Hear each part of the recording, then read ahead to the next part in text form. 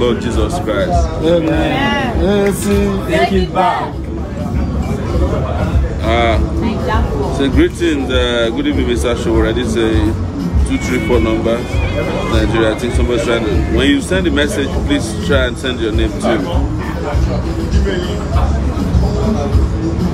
What are you going to do about jungle justice? Jungle justice, oh man. I think you guys saw me with area boys yesterday. It's going to be completely outlawed. What we are finding out in our society is that the society has moved from both, repression and oppression has taken two dimensions. There's formal repression and now there's informal repression. Informal repression is repression carried out by security agencies that are wearing uniform, government officials. But the idea of somebody holding someone to ransom on the streets, because that's what happened to us yesterday.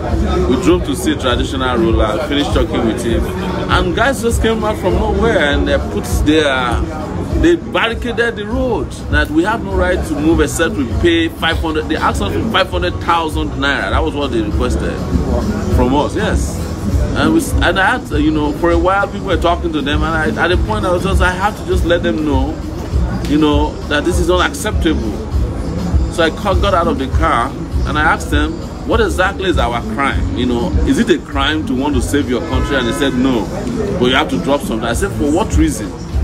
So if it's a crime, I said, let's go to your house, lock me up in your house, and we can be operating from there. Tell people that you found a guy that is running for office, that you don't like it, you don't want Nigeria to be liberated, but you know the thieves. But you guys saw the tape, and that's informal repression. These are the kind of people that also carry out jungle justice.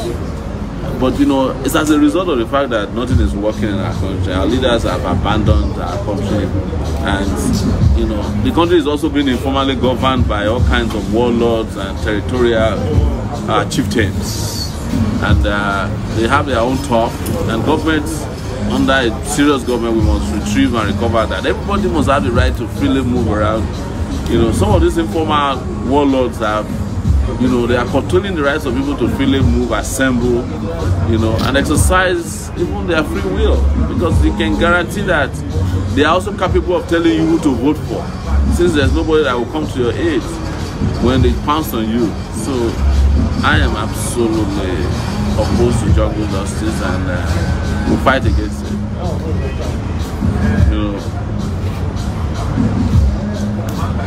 Any other questions?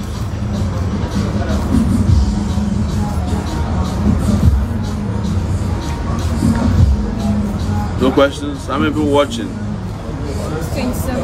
Huh? 627. Okay, that's a good improvement. Should we push towards the 1,000 tonight so that we can use that to test our territory to see our people still working? Are they still excited? So share and see if we can reach 1,000. Right? Let's just do that competition tonight. So while you're sharing, let me see if we have any new donors or donations. I know when we do these things frequently, sometimes we get what we call donor fatigue. So somebody's complaining that a lot of people are still not getting their PVC. But you have to give it to us that we advocated for an increase in extension of PVC. It's our position that they must continue to give PVC to everybody until everybody gets their PVC. All right? Can you share your encounter with Fela with us? Sure. Oh, yes. I want to ask you about the financing out to one second. Yes, absolutely. Yes. I was telling them that with Fela, they want me to share my encounter with Fela with them. You need that. That's your baby story. Yes. I remember you were president too. I was president of the Union at the University of Lagos. Yeah, I was prepping you. Yes. Okay. So we're having Australia Union week. Correct. And of course, my position is that our musician has to be Fela. Everybody brings him Shino Peters. I said, lie. We are not coming Shino Peters. We are not doing, we are not this Sunday a day. Nobody else but Fela. Oh my God. So we sent a delegation to Beko Ransome-Kuti. Okay, manager. Beko Ransome-Kuti is Fela's manager. Yes.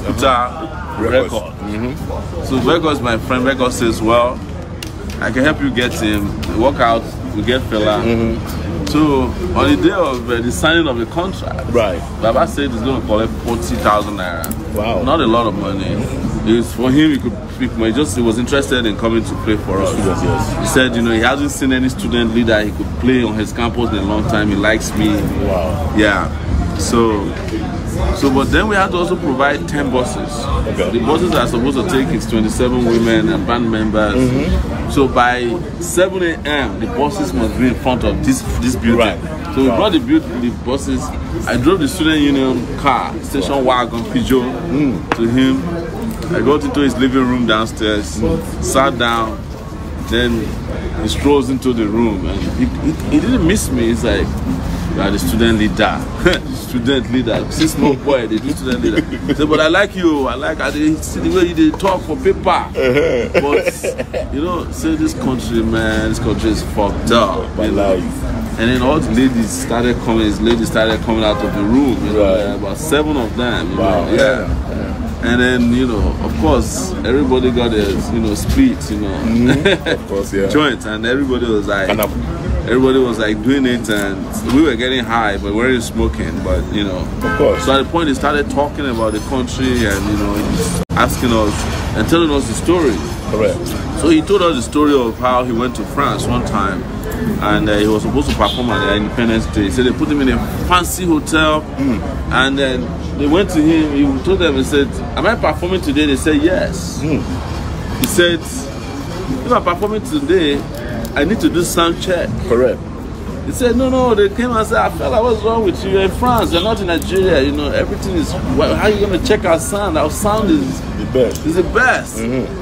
He said when it was about 2 p.m., he called the organizers. He said, "Look, I'm going to have to do sound check, otherwise Fela is not going to perform."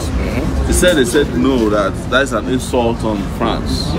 That this is French's Independence Day or something like that, something huge. He said 7 p.m. He called them again about the time. He said, "I have to do sound check." He said, "Come on, Fela, sit down there." He said when it was time for him to perform, they were calling his name. Fela Anikulapo-Kuti, here he comes. Saying just there for one. Fela Anikulapo-Kuti. He said no performance. My life. Said everybody was asking, they ran to him and please help us. He said, "No, I'm not performing." He said, "Why did you not perform?" He said, "I told them I'm going to do sound check. He didn't let me do sound check." So that was how they did perform. They fired everybody who was supposed to allow him to do his thing. It's another thing that he was able to get. Was that anytime he was traveling to any of these countries, he was able to take his joint with him to tell them, "Look, no matter what your drug laws are, I'm coming with my stuff." Energy, that's Nigerian natural grass, which is known as cannabis. Correct. So when we are hearing us talking about cannabis, it came from his clairvoyance. When I met him that day, he said, "You have no idea the medicinal value of this thing where they see me with." Because, there's one way they smoke, they call a monkey head. Yes. Big joint like this with a rat, like carry out, just a whack and they go. So he talked about a lot of things. But so what then happened? So he said to me, "Say, President, Mr. President." They call me Mr. President that day. Small boy president. They call me small boy president. They couldn't understand that story. He said, "Say that sound done ready and stage." He said, "The stage, I must check out because I have 27 girls who want dance. So tonight I will give them show." Yeah. I said, "Don't ready. We give our social secretary to arrange stage." He told us there was no telephone. We had to be driving to campus and back. Oh my God. So we got to the place so that it was delayed. We ran back to tell him that he should delay the sound check. Fela had already left to go to Unilag. By the time we arrived in Lag, the construction of the stage was still going on about 6 p.m. He looked around, he checked, he said, "Mr. President, I told you I have to do sound check." Called the social secretary, I said, "We told you to make sure that apparently some things weren't acting right." Fela left. That's it. So he said, "I told you I'm not going to do sound check." So we follow and reach gate. The students lock the gate, say, "Baba, you can't leave us. You have to perform for us." They had already bought tickets. Fela say, "I don't perform." He said we lock gates. He come with there at the back of the bus. Coaster bus. They just carry him pillow. They say one attire. So the students were agitated, and I said to them, I said, look, I'm not, because he had an event at Ife where there was almost a showdown between them and between. I said, it's not happening on campus. You guys better kill me than do anything to Fela, because they wanted to like block him until he performed. So I got him out and then followed him to the house. You know, by the time we got here, this place was like a madhouse. The students had come, like they wanted to come and protest, but they had already bought ticket. So I calmed them down. Tried to get into the house. Of course, his bodyguards had already barricaded everywhere. So, but one person, we went to Beko and said, look, can you help us talk to Beko come show us the contract that we signed. At the clause, at the bottom of the contract, they said, even when you have fulfilled all the conditions, Fela is not under any obligation to play. Yes. That was his contract. Yes.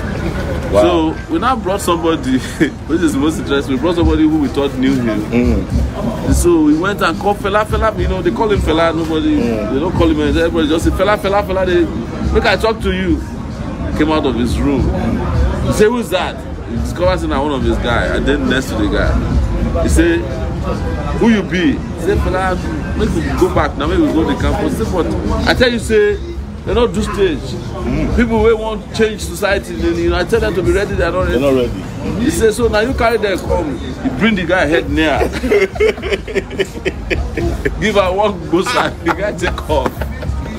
That was the end of our encounter that night. He didn't go back. Wow. Yeah, he didn't go back. We just went to campus.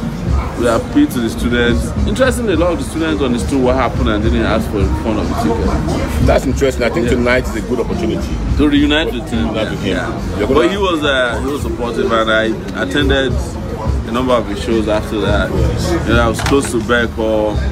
You know, until one day Beko, I went to Beko's. No, I didn't. Beko was not even in town. I don't know what happened.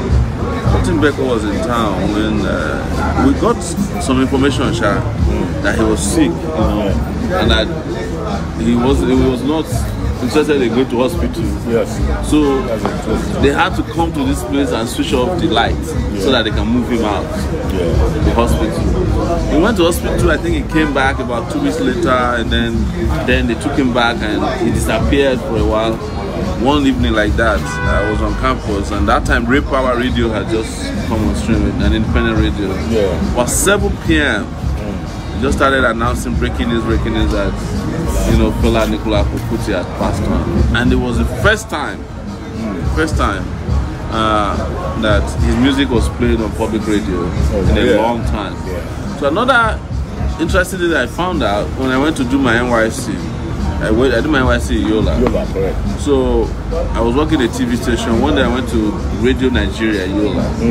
And the only signboard they have inside the studio is that, you know, under any circumstances you play the music of Fela Anikulapo-Kuti on air.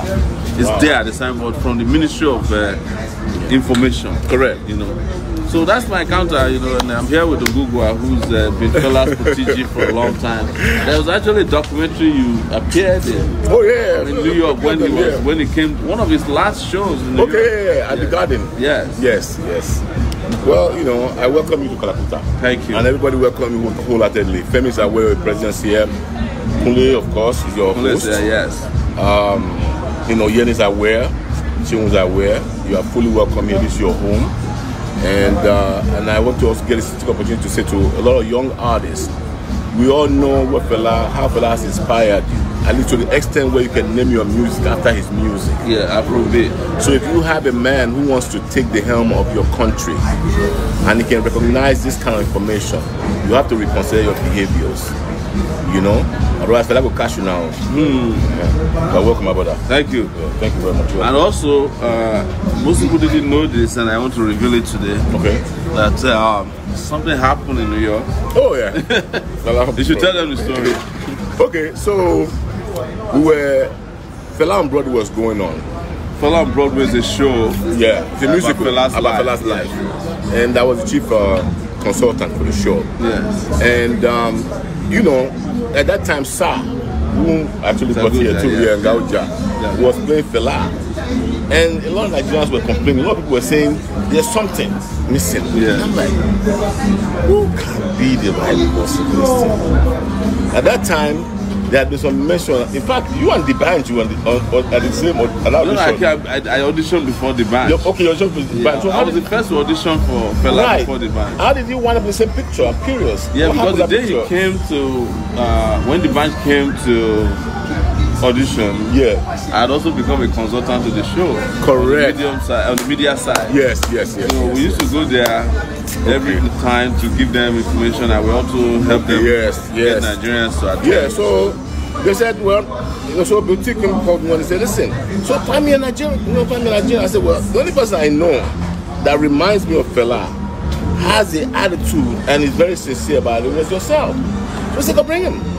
So that's how they called you up and booked you for an audition. Yeah. So how you guys did, I was not, but what happened was that interestingly, we had a case against Chevron. Some larger community had a case against Chevron in San Francisco, and I was also their consultant on the case. Okay. So I didn't have time to train. I did a voice training to be on the show, and I didn't have time. I eventually did some voice training. Okay, but then I think what's the track that's Rare Room? That was the track. Everything Scatter. That was the. They gave me the track. To sing. So I went to do a voice training twice somewhere in San Francisco. They liked it, but the woman who was training me said you need a little bit more, But when we got on stage, Bill Jones was like, man, you got the mannerism, but you can't sing. So that was how I lost it. That was huge. It would have been huge. But I didn't miss it in a way because I was also at that time building Sahara Reporters, and it would have taken away that opportunity to build a world-class media platform. But I wanted to do it just to show that I really believe in what Fela was doing, and everything has its cause.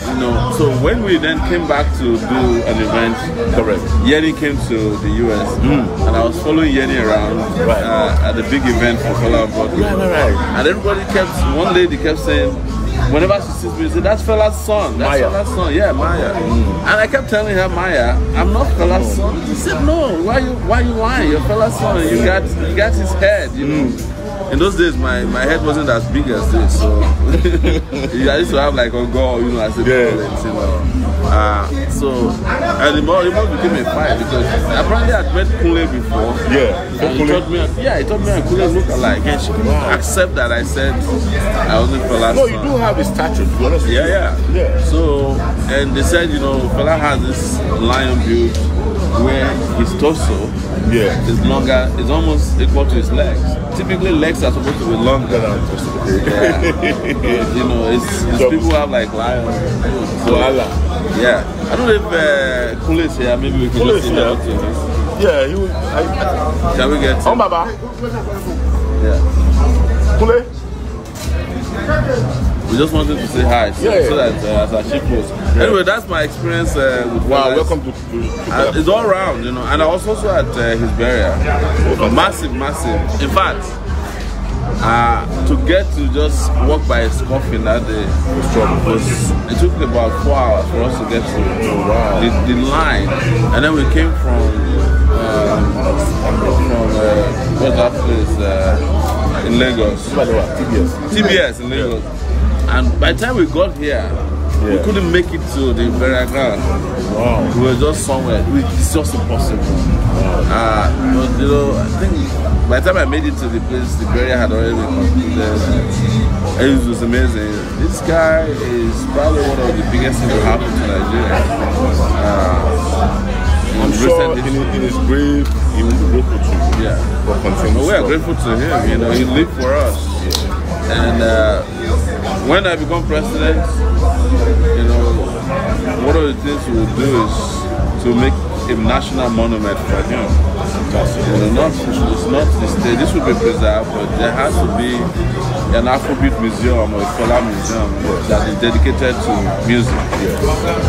And because a lot of people want to see Fela, and they haven't seen much about it. You remember also there was a museum show in the new museum in New York. Yeah. Black president. Yeah.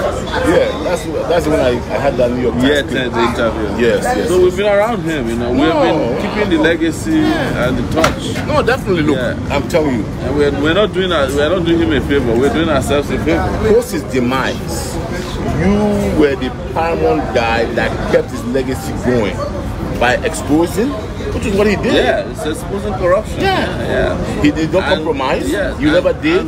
And he stood up to power any time. You know, he wasn't afraid. You know, they beat him up. He was arrested several times. He said he had 37 bullets on his head. You know, I have a few too, but not that many. Yeah. No, but you know, and they once came and bombed this Kalakuta. This is his house. Yeah. You know, and this Kalakuta Republic is somewhere there. We used to go there. They've converted it to a computer village, and I'm sure the Benito family probably didn't think it through very well. Otherwise. Thank you very much and welcome to Kalakuta. Thank you so much. It's your home here. Thank you. Mr. President. Thank you. Nigeria, we go. Yes. Sharp. Thank you. Everybody, take it back. Action. No going back. Guys, I had completely got lost in describing what happened between me and Fela. Amazing guy. We have some donations that are just coming, so we should, while we're waiting for our host, read out some of our donors. Nice people who are out there supporting us. Thank you so much. This support has been consistent. We have James Felix Efe. He donated 1,000 naira. That's the only person we have now. We will check on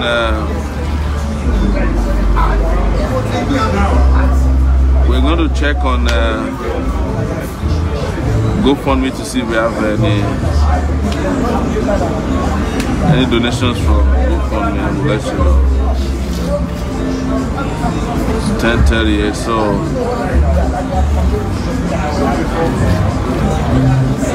alright, we don't have any donations, at least that I know of. Let me check the GoFundMe app proper. Sometimes there's delay between when donations are made and when it pops up. But we have an app here, a GoFundMe app, that we can check to see how things are going on our end. Yes. So there was a donation yesterday that came in as soon as we're wrapping up. We got a donation yesterday.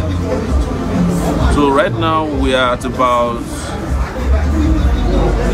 $148,799 on GoFundMe. That's amazing.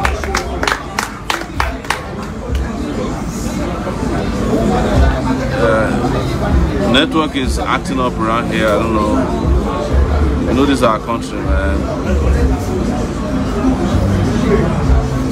This country now, wow, man. Let's see if we can get some internet onto this phone that has the app. Is anybody reading to us? If there are questions?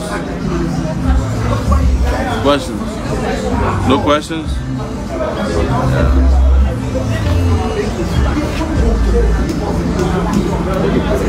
It means that our people are satisfied with the way things are going. They don't ask too many questions these days. Everybody's just waiting for the election. And this election is going to be great, like Anderson, right? Yes. You know, we can't appreciate you enough. You know, one day. Yes. We can't appreciate you enough. So there's an hourly summary from here. We have a $30 donation from Oluyemi C. JME. Yeah.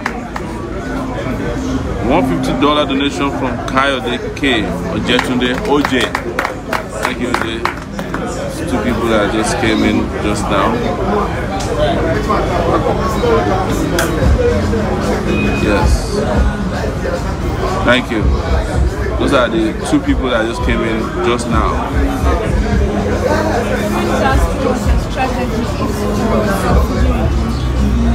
Subsidy? Yeah. Regime? Yeah. Oh, you know, we will take out the fraud out of it, and by the time you take out the fraud out of it, you discover that there's no subsidy. You know, it's a fraudulent, you know, scheme. You know, when you take the fraud out of it, you realize that there's no subsidy at all.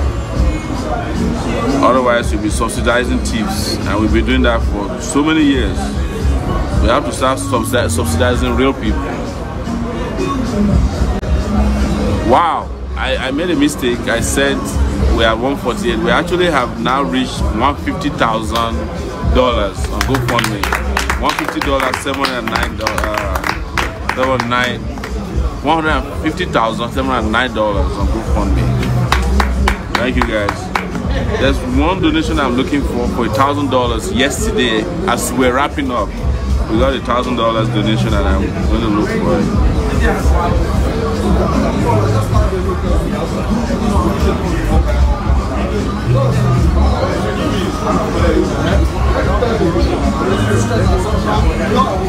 That's Sunday at Kinyemi. He donated $1,000 yesterday.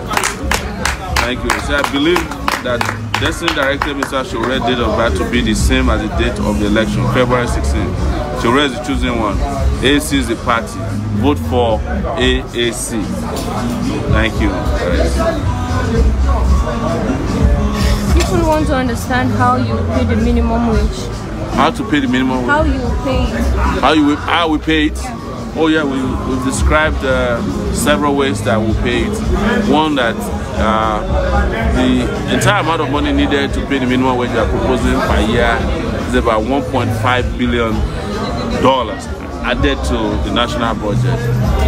We lose $5 billion every year to corruption. So if we plug all the loopholes, in the area of corruption, we just now talked about subsidy, which is a big scam.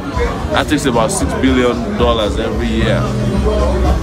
We will have $5 billion. If you deduct that from, if you deduct the $1.5 billion, you still have even $3.5 billion to play around with, to do things in education because of the number of kids who don't take off the street.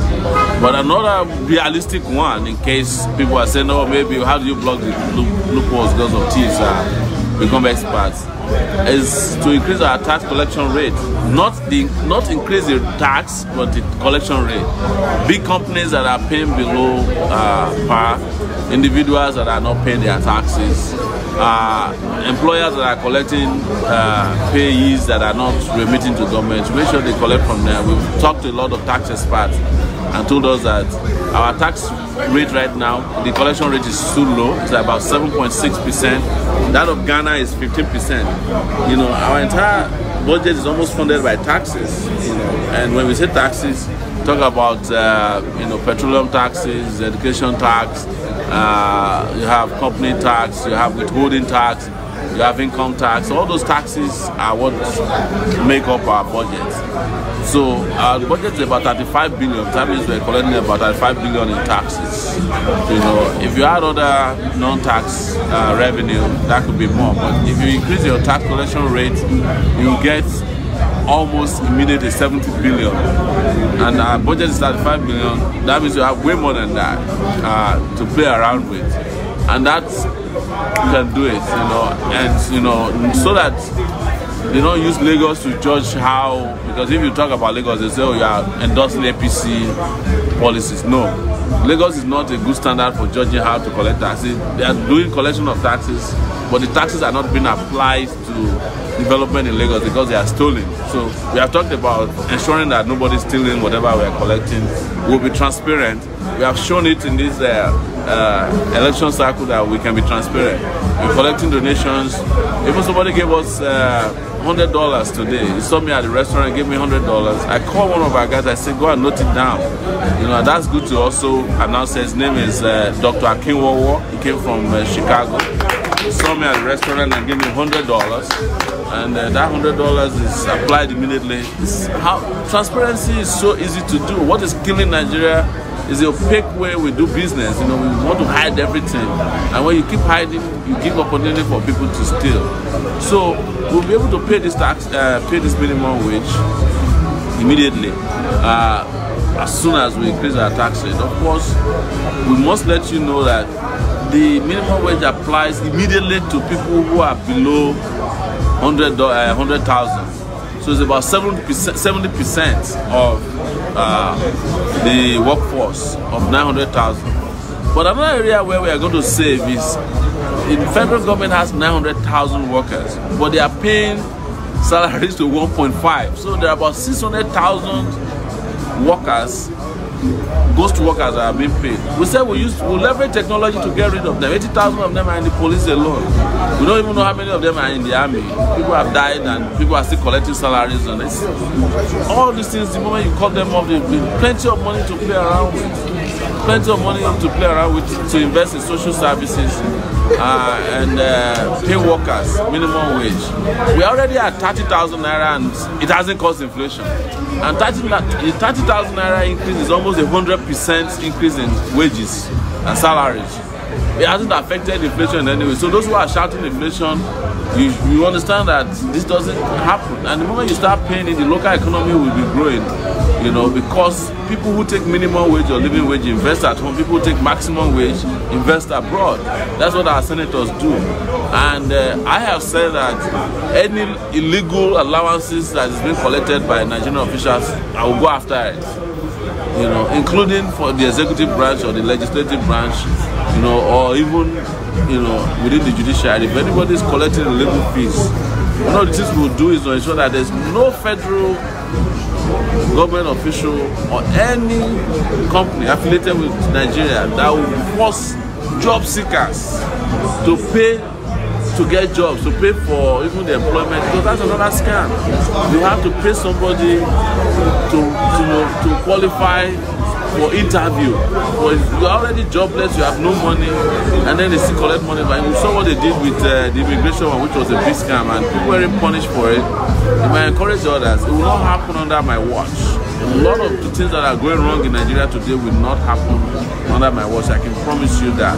So when you save, you plug the loopholes, you save, and you innovatively increase revenue, you will be able to pay whatever you want to pay. We are not only going after minimum wage, we want to build 17 million homes so that we'll solve this housing crisis in the country. We want to increase electricity from 3,000 megawatts to 28,000 megawatts. It's going to cost $7.something billion, or even 16 or $20 billion. We can raise the money because it's the kind of investment that will bring in revenue, that will bring about jobs, and that will, you know, better, you know, the lifestyle of our people. We want the people of Nigeria to be happy. We want Nigerians to be happy people. We don't just want to be genetically happy. We want to be physically and substantially happy people.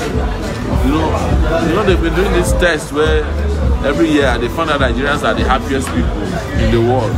You guys don't ask why. The reason is that we have a gene in our body. Interestingly, it's known as the cannabis gene. It makes you happy.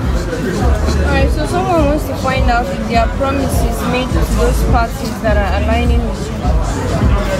No, except the only one that asked for some concession was out of the AD, that's the Alliance for Democracy. They said they would like to participate in the cabinet, which is, there's nothing wrong with it. They are young people like us.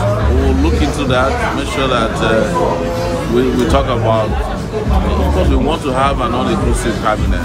So they did ask that when we win, they want to participate in the cabinet. You know, there are over 10,000 political appointments available. Even Buhari could not fill it because the man didn't know what he was doing. For 6 months, he couldn't appoint ministers. He couldn't appoint board members for almost 2 years. When he did appoint board members, maybe a lot of them were dead already. So there are 10,000 positions to be filled. So many of them were not even filled by this government because the government doesn't know what it's doing. So there's plenty of opportunities for those of you who are out there thinking about merging with us. But we are not making promises. We are not bribing you with positions that are not there. You have to support us first based on conviction, that to believe in what we're doing and work together to make this country a fantastic country. That's the best way to do it, the best way to go about it. Any more questions? What are your plans for security? How will you tackle Boko Haram and the Fulani herdsmen? We said we have to take drastic steps in ensuring that people who are not fit to be generals in the army or who are engaging in corruption are pushed out of the military. And that we invest in our military, you know, in buying equipment, we train them, and that we have international collaboration with countries that have had experiences in fighting terrorism, regardless of where they are, you know, and that we increase and improve our transparency and credibility so that we can acquire the necessary weaponry that are necessary to fight these terrorists. Don't forget that part of the reason why Nigeria is struggling to get even weapons is because of our appalling human rights records. It's affecting us because our soldiers are, arbitrarily abusing citizens. So we have terrible records that's made it impossible for countries that care about human rights not to sell weapons to us or equipment or even partner with us in the first place. So with our government, human rights will be a major priority. We improve our human rights, and that will give us the needed leverage in those markets to get weapons that we need to fight terrorists. Harry Cares is asking, how do you intend to make our schools free from exam malpractice and bribing of lecturers so that we have a good schooling system? Technology will come in to help with exam malpractice. When I was in the US, I tried to do what they call SAT, which is the exam you do to get into law school in the US. And when I walked into the exam hall, everybody had a computer in front of me. The questions for every individual is different. So even if you are doing giraffe, you are wasting your time. And it times you, and when it's time, the computer tells you that the exam is over. And immediately a new group of persons come in. We are there already. We should leverage the technology. With regards to lecturers that are corrupt, we will of course purge them out of the system. Not only are lecturers corrupt, there's the issue of sexual match or sexual harassment that we have to clamp down on, so that students get everything they deserve on merit. So a lot of these professors were also hired through the back door. We look into and review them, make sure that they are doing what they are paid to do. Education is priority for us. I saw Pius this for me, Professor here, and he was saying that the person who will vote for is the person who is interested in education. And we are totally committed to education. Also, Sarah asked us on Twitter to make a public commitment to ensure that there's press freedom and respect for human rights. Of course, there is no question about that. We don't play. We don't play, man. We don't play when it comes to human rights. Okay. So what will you do about oil importation? Oil what? Importation. Importation of refined products? Importation of refined petroleum. Yes. We have to fix our refineries. The 4 refineries we have, we can fix it. It's possible. The reason we can't fix them is because the godfathers that sponsored the election of President Buhari, they are the ones that are preventing the refineries to be fixed. I know, for example, one of the refineries in Kaduna, the Japanese that built them, they have offered to come and fix them and even increase the capacity. But corruption will not allow that to happen. We will restructure the NNPC to be a transparent public company in Nigeria that works for Nigerian people. And all the refineries will put them back on track, and we can supply, at least we can locally supply our needs, and even supply some of these West African countries. It's not rocket science, Thank you guys. What else? I think we have like another 5 minutes. Let's look at what the banks are saying. Let me join you for the last 5 minutes so that I keep you company. You have to pay to join. Town Cry. Mr. President. How are you, man? Good to see you. You're welcome. Let's also use this opportunity to greet a lot of our brothers who are in town for the election. Yes. Welcome. There's I think Olamide who contacted me that he just arrived. Yes. Olamide, wherever you might be, you're welcome. We just have some donations. There's a world remit for 25,000 at 1 naira 88 kobo. We don't know the person, please give us. There's a Go to Paradise ornament donated 1,000 naira. Thank you. Let's also use that opportunity to go look at what we have on GoFundMe. There's something new. Just a quick one. There's an event going on right now in New York. Okay. It's called the Mix-Up. Oh, there's a Mix-Up. It's been organized by the New York group. Yeah. And it's happening in Brooklyn. So if anyone wants to get part Pigeon Lewis just made a donation of $200. And our brother Kelly from Germany donated he made 5,000 handbills and sent them by air overnight. Those are Kelly. Thank you so much, Kelly. Samuel Odiana just donated $50. Said I donate because I believe in Sowore. And Pigeon Louis said, take it back. Hashtag Nigeria must be great. Pigeon Louis is one of our greatest defenders on Facebook. And Rita knows it. Okay. Yes. And there's another person who said, don't mention my name, who defends the Lord. And also Olu following. Humble Prince. Only if Humble Prince can pay attention to us. Yes. Only. All those relationship advice, let him suspend it. And the finest boy.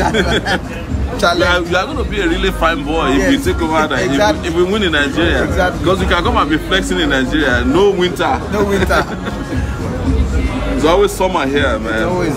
Yes. Like the bitter cold weather that they had over. And let me use this opportunity to thank the leader of Celestial Church of Christ, Genesis Global, Prophet Oladele, for that very wonderful opportunity we had in this church. We're still hearing from them that people love it. A lot of people are reaching out, man. If you are reaching out and we can't reach you, please don't get upset. Do what you got to do. Go vote. We just started. Encourage others to also vote. Yeah. Yes. Do we have any more questions? Any more questions? Huh? They've gone up. So maybe the people can ask the questions again. Did we number of people increase watching? No, you reduced. We went to 700. So what was the maximum? We're 8. Wow. Do you have anything to add? Yeah, I just wanted to add to the last question that they brought up in terms of our refinery. In my own opinion, I would like to say that we would like to mandate our oil companies to actually refine some portion of their the crude oil in Nigeria, instead of taking everything abroad to refine and create jobs abroad. We mandate them that that's what it is. That's what they do in other countries. Yes. It doesn't even make sense. I've spoken about this before. One of the greatest way we get cheated, our biggest cheating in the oil industry is the transportation. No, it's the transportation of crude.